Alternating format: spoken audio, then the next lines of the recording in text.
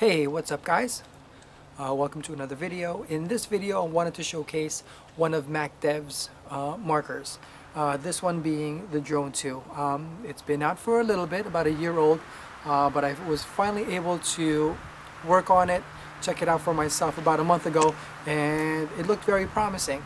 So I just wanted to make this video, share my thoughts. I don't really want to do an unboxing or a full out review on the video because, like I said, it's been out for many months, and for the ones who are interested in buying it have already seen it, and you know, there's really nothing else to add in terms of the video. So what I wanted to do is put out a video of me using it for the very first time, which was really short, and I'll explain a little bit later, but also just some short impressions or my thoughts on the Drone 2. So like I said earlier, I was finally able to get a hold of this and work on it about a month ago, and it was something that really intrigued me. Some parts really stood out and some parts took some time to get used to, and I just wanted to put my thoughts in this video along with the gameplay, and tell me what you think about it. If you like the gameplay along with this narration, let me know. But this is Macdev's mid-end marker, which can definitely fit a lot of prospective buyers out there. Somebody who's a rec ball player but wants a quality gun, but not really spend, you know, 800 plus on a gun, and also something that's pretty easy to maintain. I mean, the regulators right in the handle, pretty easy to get to, pretty easy to maintain. The drivetrain, I mean, really easy to maintain. I mean, there's 3 Delrin parts and 1 aluminum bolt. You have the valve cap, you have the keg, the valve, I forgot what it is that goes, the little black piece that goes into the bolt, the valve, and aluminum bolt. I mean, what, 1, 2, 3, 4, four dynamic O-rings in the whole drivetrain. So even if you're not the type of person to clean it after playing, I mean, you can bring it to the field right in the morning, take 1 to 2 minutes to open it up and lube the critical O-rings, and you're good to go. That is definitely something to consider when you're looking for a low maintenance gun. Pretty easy to get to and maintain. You have the option of the OLED screen. It's a little bit pricey, but it's definitely up to you. You're going to have to consider buying a $200 part or move on to different choices, but that's definitely a personal preference. The grips, that's one of the things I really liked about the grips right off the bat. It's very tacky, definitely different from the slick GTI grips. They're both durable, but this one is a little bit more grippy, and more of a rubbery feel. So I really like this one. Good job, Macdev, on the grips. Another thing I like about it is they actually put a little bit of bulk where your palm goes, so when you do grip the gun, it's not all flat, but a little bit more comfortable on your hand. I tried putting it on the VX. It fits, however, the screens don't align, so I thought about putting the grips on the VX, but very comfortable. The ASA, very easy to engage, even though I'm using a Ninja Pro Reg V2, which is known to be a little bit hard to engage, but this one has no problem engaging. I don't really have to put too much force to engage the tank. The trigger, now that was something I had to get used to. First off is preference. I'm not really a fan of the rake trigger. I'm more of a scythe fan. I like the scythe.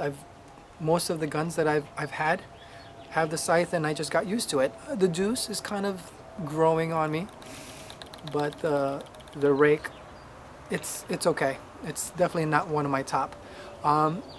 One of the things that you'll notice, or have probably seen in many other videos, is the limited adjustability of the trigger. You basically have 2 adjustment screws. One to activate the micro switch, and the other one is the stop screw.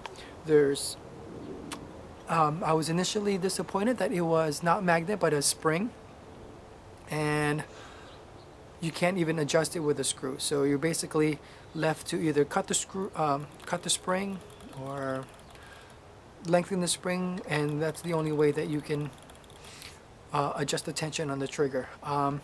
But the more I play around with it, I definitely was beginning to like it. I even thought about doing a magnet mod, but with the lack of adjustability, same thing. You basically are stuck with whatever tension or whatever strength magnet that you choose. But as I play around with the settings on the trigger, I am liking it. I find it to be responsive, but still pretty light. As many of you know, I play mostly semi, so it has to be very responsive and quick. So when I do need to fire a lane or fire 1 or 2 shots, I need it to be pretty responsive and pretty fast when I need it. You know, I don't want my to be caught with my pants down or anything like that, on and off the field. But like I said, this is very responsive. Another thing is the ergonomics of the gun. The angle is just right, especially for me with my setup with a stubby. The gun is pretty close to my shoulder, and I can still basically hold the grip and still be able to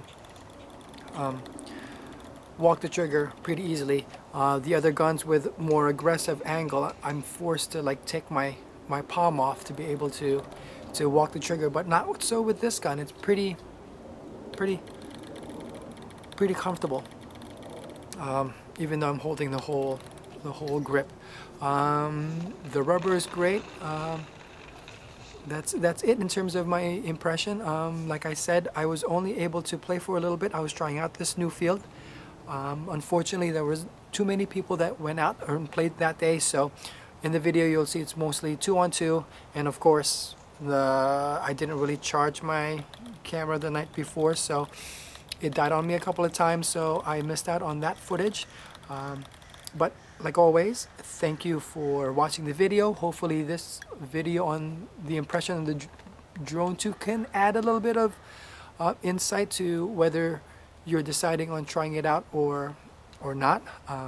And as always, I appreciate your comments, your views, and any advice that you might have in terms of the Drone 2 or any experience on what you like or you didn't like about it, or if you preferred a different gun, mainly I guess like the G-Tech or any other ones out there, if you still prefer the Axe over it. I know it's still pretty efficient, but it's not as quiet as many of the other guns out there. But I appreciate any comments that or any info you can share, and I'm pretty sure anybody else that might be watching and reading the comments would appreciate it as well. As always, thank you, and see you out there on the field.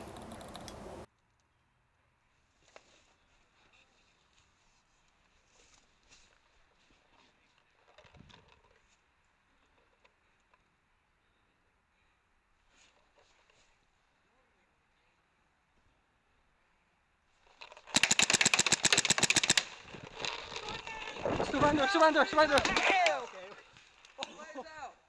Holy fuck! Where were you? That's James! Mask me down, the barrel covers and safeties are on! I didn't want to shoot so close. That got real intense real fast.